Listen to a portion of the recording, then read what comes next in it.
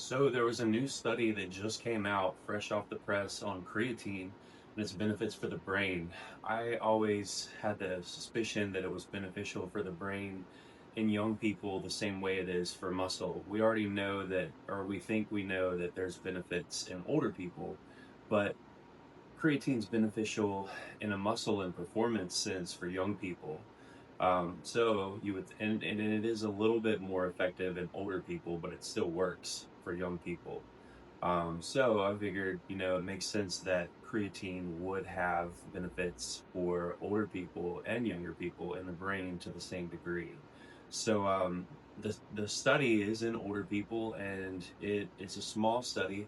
It's not double blind placebo, and it is I think there was 20 people in the trial, but the findings were interesting. They found that 20 grams per day of creatine, which is a very high dose, was able to increase creatine in the brain by 11%. And that's a big deal because we didn't really know if creatine could get across the blood-brain barrier. It doesn't typically accumulate in the brain as much as it does in muscle.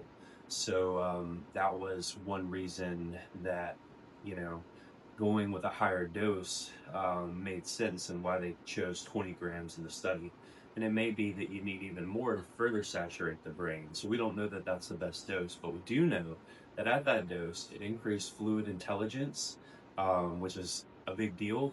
There's very little performance enhancement things you can do to increase fluid intelligence.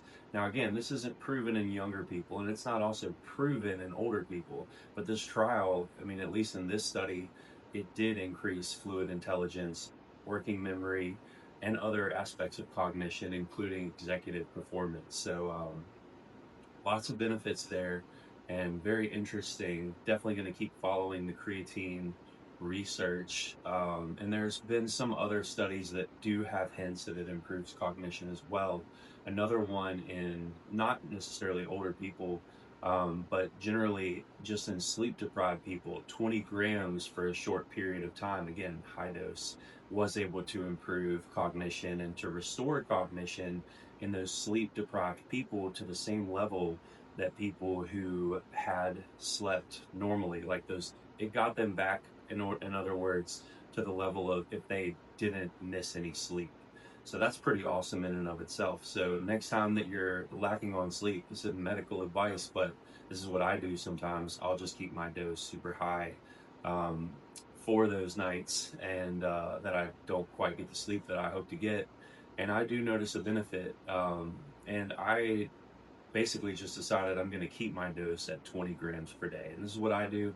This isn't a recommendation, but at 20 grams per day, I think you're much like more likely, based on all the research, to receive the cognitive benefits if you're looking for that beyond what you get from just a muscle building perspective. For a muscle building perspective, um, 5 grams is plenty, but there may be benefits beyond that. We don't know for sure.